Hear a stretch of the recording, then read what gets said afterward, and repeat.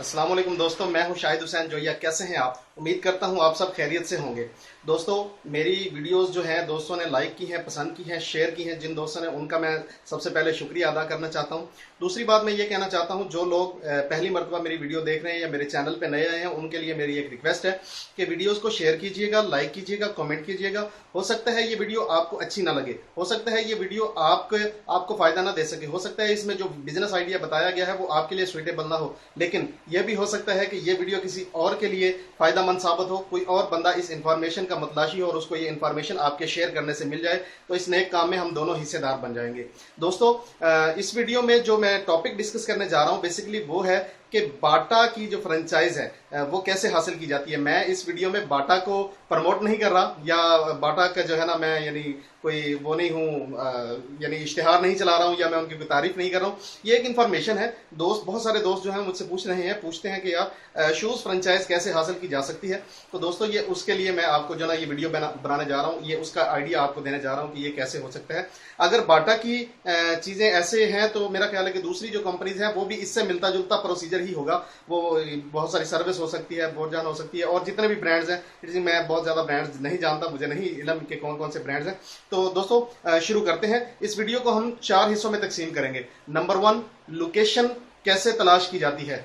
Number 2, इसका proposal approval कैसे होती है। नंबर 3, इसकी रेनोवेशन और डेकोरेशन कैसे होती है। नंबर 4, स्टार्टअप और प्रॉफिटेबिलिटी इसकी क्या है। तो दोस्तों, सबसे पहले इसकी लोकेशन के बारे में बात करते हैं। दोस्तों, इसकी लोकेशन ऐसी जगह होनी चाहिए जहां पे आबादी काफी ज्यादा हो, यानी गुंजान आबादी वाले जो इलाके हैं वहां पे इसकी काफी डिमांड है, काफी मांग है, वहां पे इसकी सेल बहुत ज्यादा हो सकती है। दोस्तों, किसी सुनसान जगह पे या ऐसी जगह पे जहां पे ट्रैफिक नहीं है या ट्रैफिक कम है या ट्रैफिक बहुत ज्यादा तेज है, ऐसी जगह पे ये काम नहीं चल सकता, ये बिजनेस जो है वो नहीं चल सकता, ये फ्लॉप हो जाएगा। क्यों? ये ऐसी जगह पे होना चाहिए जहां पे लोगों का आना जाना ज्यादा हो, लोग आहिस्ता गुजरते हो, लोग वहां पे रुक सकते हो, लोग देख सकते हो कि यार यहाँ पे रुका जा सकता है, यहाँ पे खड़ा हुआ जा सकता है, यहाँ से परचेजिंग की जा सकती है। दोस्तों, 2 तरीके हैं, 2 जगह हैं जहां पे ये कारोबार चल सकता है। एक तो नई जगह, बिल्कुल नई जगह, फ्रेश मार्केट कोई बनी है, वहां पे आप इसको जो है ना काम इसका शुरू कर सकते हैं, वहां पे आप इसको रेंट पे ले सकते हैं। अगर आपकी अपनी जगह है तो अपनी जगह तो वेल एंड गुड है।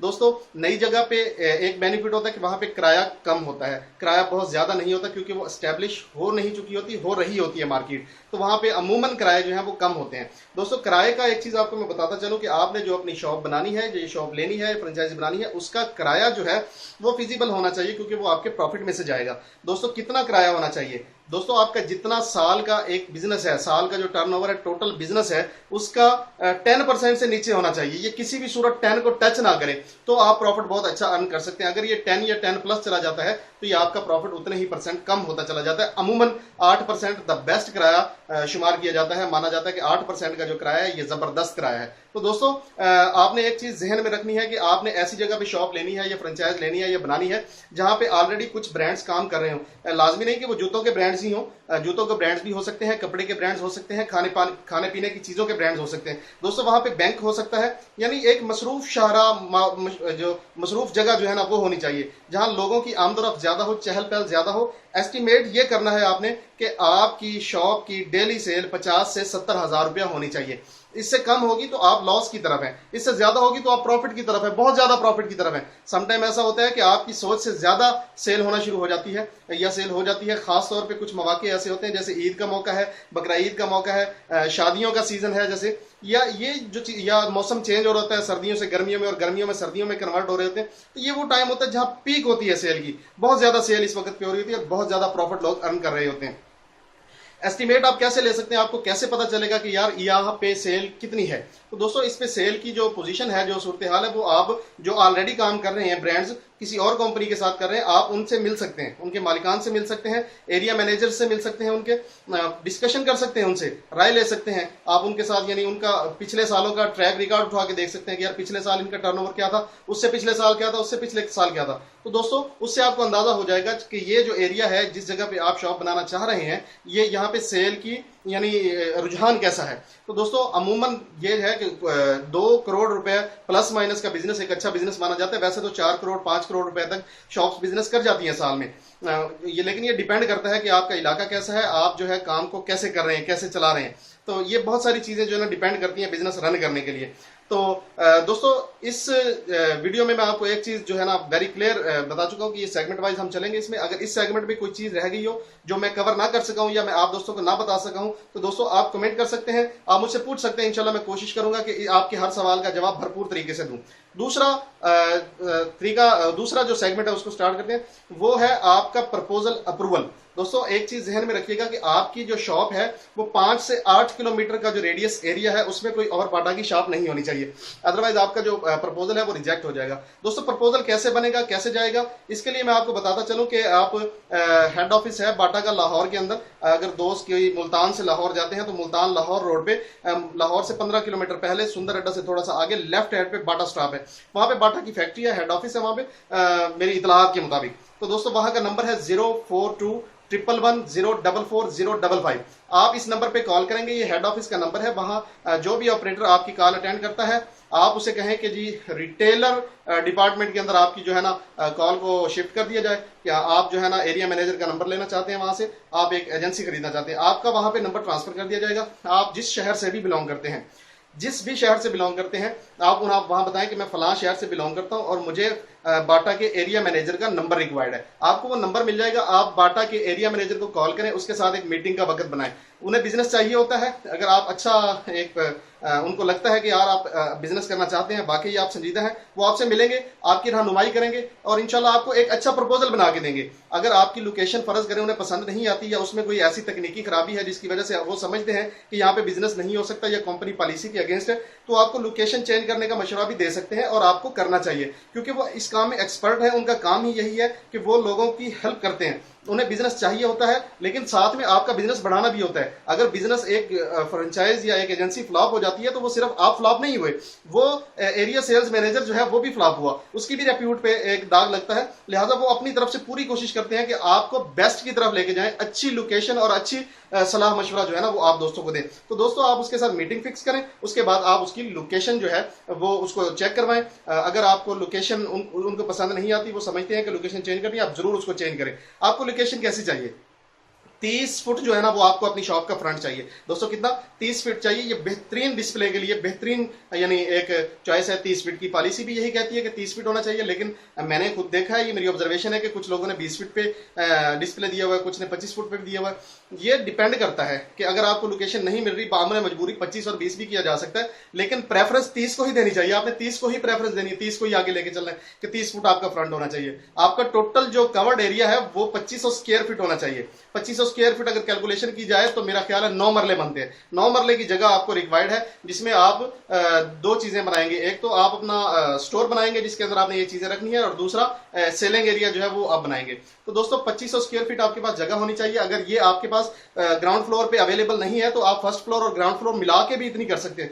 अगर फर्स्ट और सेकंड दोनों पे अवेलेबल नहीं, आप तीसरी जो है यानी सेकंड फ्लोर जो है उसको भी साथ मिला सकते हैं। कुल जो आपका एरिया है कवर्ड एरिया, वो आपकी जो कंपनी की रिक्वायरमेंट है वो 2500 स्क्वायर फीट है। आपके पास 2500 स्क्वायर फीट होना चाहिए। अच्छा, ये सारी चीजें जब तय हो जाती हैं, किराया वगैरह तय हो जाता है, सारी चीजें आपकी लोकेशन जो है वो आप भी मुतमिन हो जाते हैं, एरिया सेल्स मैनेजर भी मुतमिन हो जाता है। उसके बाद एक प्रपोजल बनता है, प्रपोजल कंपनी में जाता है, कंपनी उसकी अप्रूवल देती है। अप्रूवल आने के बाद साथ ही अप्रूवल के आपको वो एक लेआउट दे देते हैं, कंपनी लेआउट। लेआउट क्या है? लेआउट वो चीज है जिसके मुताबिक आपने अपनी दुकान की रेनोवेशन और डेकोरेशन करनी है। दो सेगमेंट हमारे कंप्लीट हो चुके हैं। नंबर 1 लोकेशन कैसे चूज करनी है, नंबर 2 प्रपोजल कैसे इसका तैयार होना है, और नंबर 3 जिसमें हम अब दाखिल हो चुके हैं वो है इसकी रेनोवेशन। वो जब आपको लेआउट मिल जाती है, वो पूरे पाकिस्तान के अंदर तमाम फ्रेंचाइजीज के लिए एक ही यानी किस्म की लेआउट है, यानी उसकी डेकोरेशन का जो हिसाब किताब है, निजाम है, वो सब एक ही है। शीशा फ्रंट पे कैसा लगेगा, बाहर बोर्ड कैसा लगेगा, अंदर जो है फिक्सर्स कैसे लगेंगे, फर्नीचर कैसा होगा, एसी कैसा होना चाहिए, कहाँ पे होना चाहिए,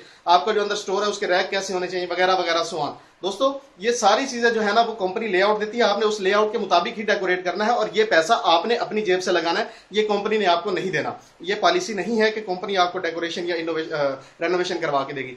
दोस्तों जो रफ एस्टिमेट लगाया गया है, जो कंपनी के अपने कॉन्ट्रैक्टर्स हैं जो बना के देते हैं ये चीजें, यानी लोगों को डेकोरेट और इनोवेट करके देते हैं, वो 1000 से 1200 रुपया स्क्वायर फीट के हिसाब से चार्ज करते हैं।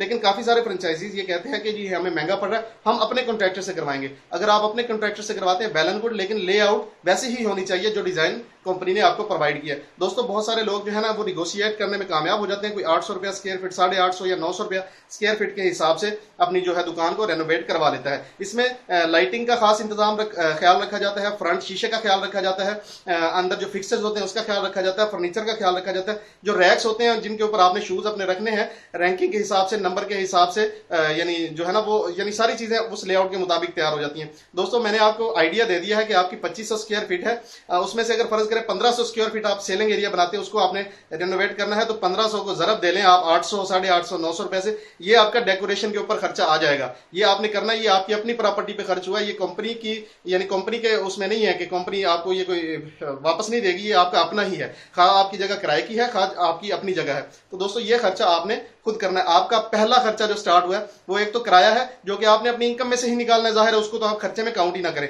अगर दुकान आपकी अपनी भी है तब भी आप जो इसका किराया बनता है वो अपने खर्चात में लिखेंगे ताकि आपको एग्जैक्ट पता चल सके कि आप कितने पैसे कमा रहे हैं, आपको कितनी बचत हो रही है। तो दोस्तों जब आपकी लेआउट पूरी हो जाती है, उसकी तस्वीरें वगैरह बन जाती हैं, उसकी वीडियो चली जाती हैं, एरिया मैनेजर जो है उसको हेड ऑफिस में भेज देता है, तो उसके बाद होता है स्टार्टअप एंड प्रॉफिटेबिलिटी। तो दोस्तों इसके लिए आपको 15 लाख रुपया कंपनी के अकाउंट में फिक्स डिपॉजिट करना पड़ता है। ये रिफंडेबल है 15 लाख रुपया, ये एक किस्म की सिक्योरिटी है, ये एक किस्म की गारंटी है, वो आपको बाटा की कंपनी में जमा करवानी पड़ेगी, उसके अकाउंट में जमा करवानी पड़ेगी। दोस्तों दुकान स्टार्ट होने से पहले, इफ्तिताह होने से पहले ही कंपनी आपको 60 से 70 लाख रुपए का शूज जो है वो आपकी शॉप में दे देती है। कितनी?